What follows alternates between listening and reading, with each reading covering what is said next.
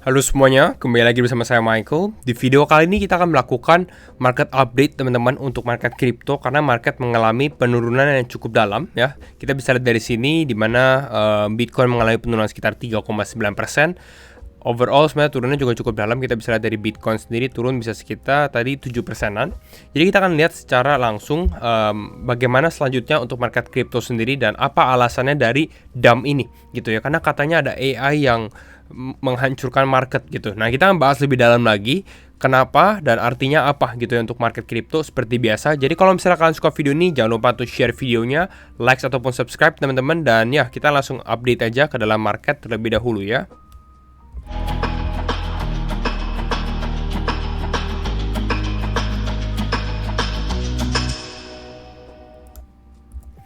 Oke, ya kita lihat dulu.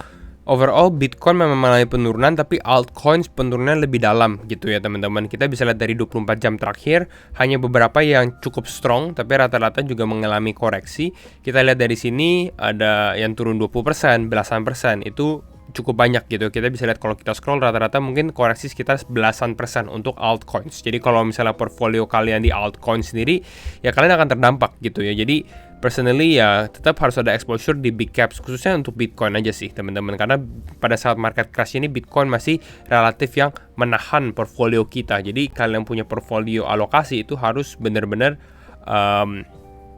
harus diperhatikan gitu ya. Nah, kita coba lihat lebih dalam lagi teman-teman.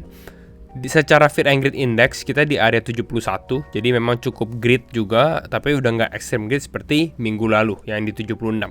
Nah, kita langsung alasannya aja gitu ya, kita langsung bahas mengenai kenapa sih market mengalami penurunan dalam ini tiba-tiba banget ya, jam minggu malam gitu ya, lalu tiba-tiba mengalami drop cukup dalam. Nah, alasannya apa ya? Saat ini sebenarnya semua all eyes on satu AI yang namanya DeepSeek teman-teman ya. DeepSeek ini adalah AI buatan China ya, dan dikatakan dia adalah Black Swan-nya OpenAI, the Black Swan OpenAI. Kenapa? Karena OpenAI has been developing AI dengan, kita tahu lah OpenAI itu di belakang ChatGPT, tapi mereka tuh spend billions, ada miliaran dolar untuk ya research and development ya, untuk AI-nya tersebut, untuk ChatGPT istilahnya ya. Lalu bukan hanya OpenAI, Nvidia juga teman-teman ya, dengan high-tech chipsnya, kan chip-chip itu untuk diproses. Dan kita tahu DeepSeek ini adalah buatan China dan mereka nggak butuh high-tech chip. Jadi bisa dikatakan, kita bisa lihat di sini ya. Yang pertama adalah DeepSeek ini free ya, bisa dipakai buat semua orang, open source model juga. Lalu cost-nya 30 times less atau 30 kali lebih murah untuk dioperate ya. Jadi ini menimbulkan banyak pertanyaan gitu ya, karena kita tahu bahwa ya nggak hanya kripto ya, kripto itu lagi hype AI agents, tapi kalau teman-teman liatin US market juga, mereka tuh lagi nge-hype AI gitu ya. Selama 1 tahun belakangan ini kita bisa lihat Nvidia, Apple, Microsoft, perusahaan tech ini, bahkan Amazon itu naiknya cukup signifikan. Kenapa? Karena hype dari AI tersebut. Nah, dengan adanya DeepSeek ini menimbulkan banyak pertanyaan gitu ya. Apakah sebenarnya burning money miliaran dolar itu worth it gitu ya? Kenapa? Karena ya ada buktinya bahwa DeepSeek ini hanya butuh beberapa juta dolar aja udah bisa saingin OpenAI gitu. Nah, itu yang menjadi pertanyaan besar teman-teman. Jadi nanti kita lihat, karena video ini dibuat sebelum US Open gitu ya. Jadi nanti kalian lihat reaksinya bagaimana. Kita akan secara teknikal juga mungkin dalam beberapa jam atau beberapa hari ke depan juga untuk perhatikan dari Bitcoinnya sendiri gitu. Tapi memang dampaknya ini sebenarnya mulai dari DeepSeek masuk ke US market dulu, atau ya saham US. Nah, di sini ada yang bahas gini, the stock market isn't built on AI katanya. Oh, nggak AI kok, hanya Nvidia sama TSMC doang gitu ya. TSMC itu perusahaan ke-9, Nvidia perusahaan pertama secara market cap ya, besarnya perusahaan tersebut gitu. Nah, tapi kalian harus perhatikan bahwa sebenarnya kalau kita lihat dari top 9, ini rata-rata semua di bidang tech, kecuali Saudi gitu ya teman-teman, kecuali Saudi Aramco ya, yang di commodities, semua di tech. Nah, semua ini spend ya adalah jutaan atau miliaran dolar untuk develop AI-nya. Bahkan Microsoft aja punya fraction of OpenAI gitu. Jadi ini sesuatu yang bisa diperhatikan gitu ya, dan kemungkinan kalau menurut saya dengan adanya DeepSeek dan lain-lain ya US market bisa mengalami penurunan dulu nih untuk opening reaction, karena kan ini Bitcoin turunnya pada saat weekend ya. Jadi pada saat nanti market saham buka ya kemungkinan akan ada sedikit pelemahan gitu.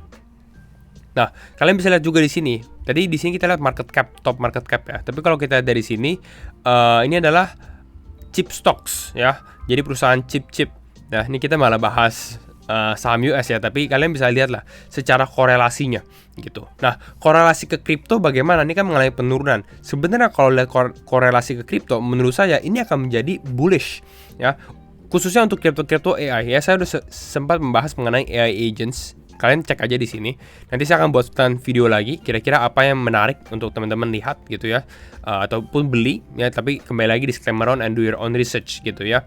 Tapi kenapa bullish? Karena sebenarnya crypto AI agents itu tinggal adapt aja gitu ya. Karena kan kita membuat AI agents untuk solve problems gitu. Jadi buat pakai DeepSeek, pakai ChatGPT atau pakai yang lain itu sama aja gitu sebenarnya, tinggal adaptasinya.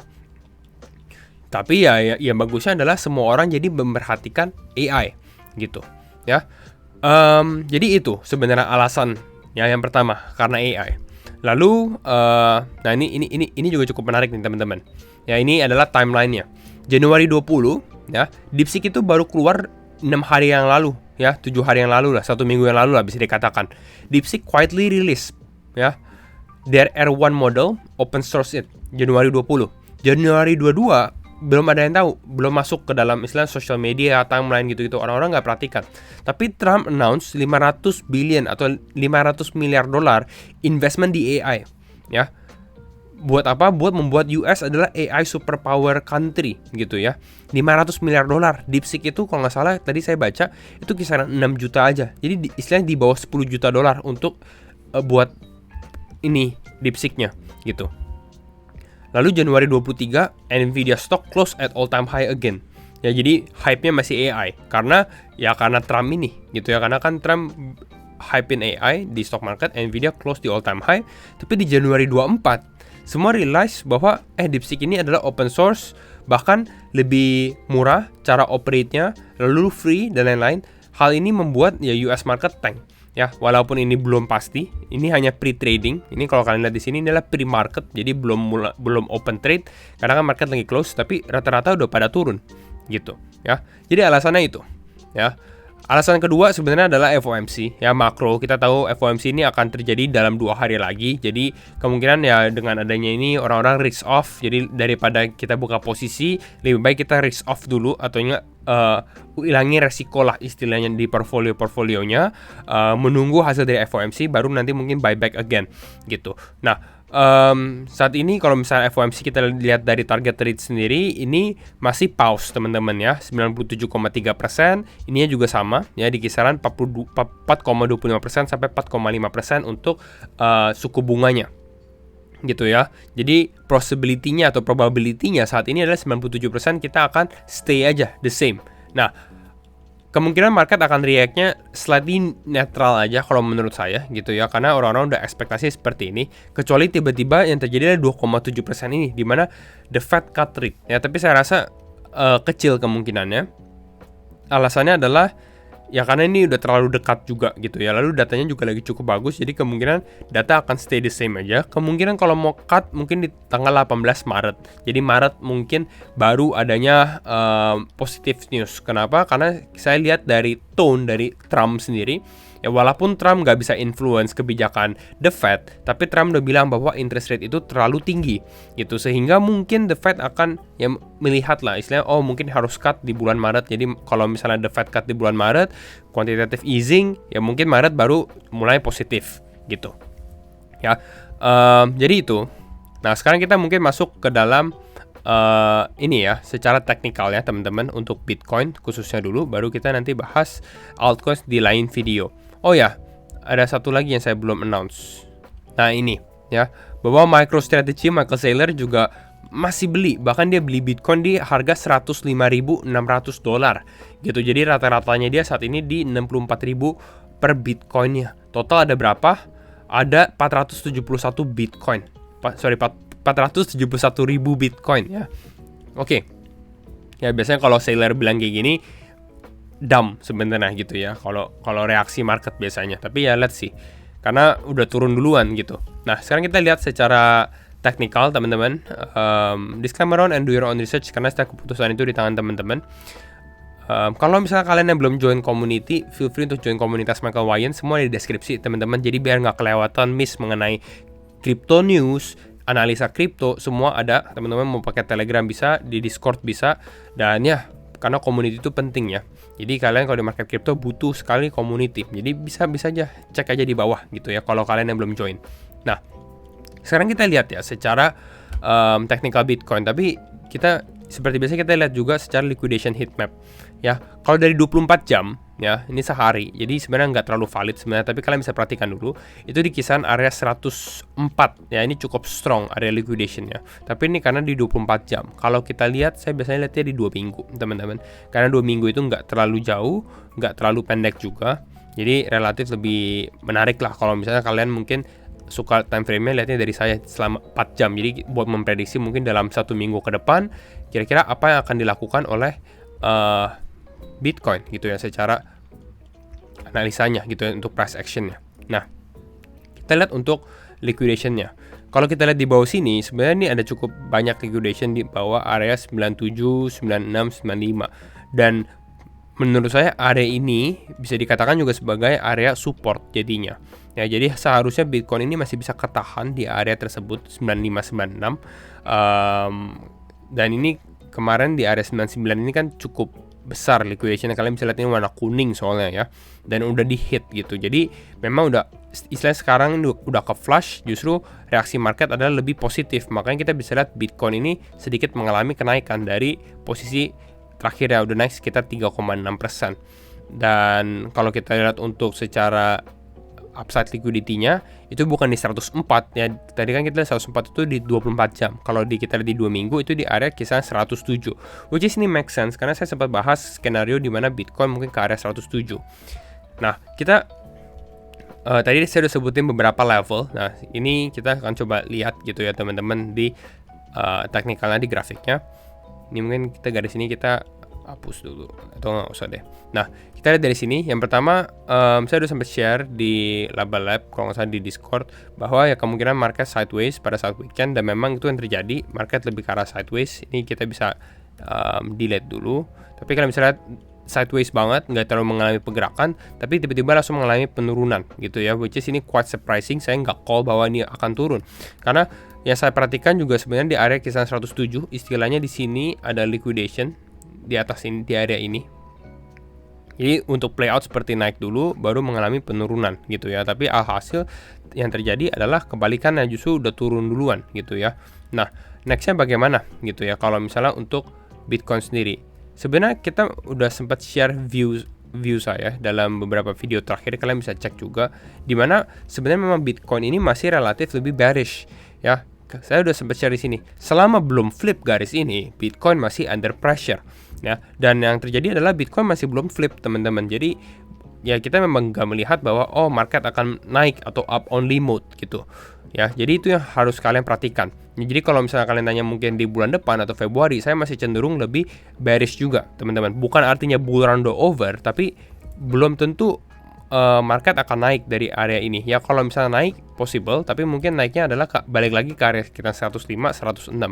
Dan area ini sebenarnya udah area all time high gitu. Nah, sekarang ini market reaction udah cukup positif. Kita lihat Bitcoin udah mengalami kenaikan di sini.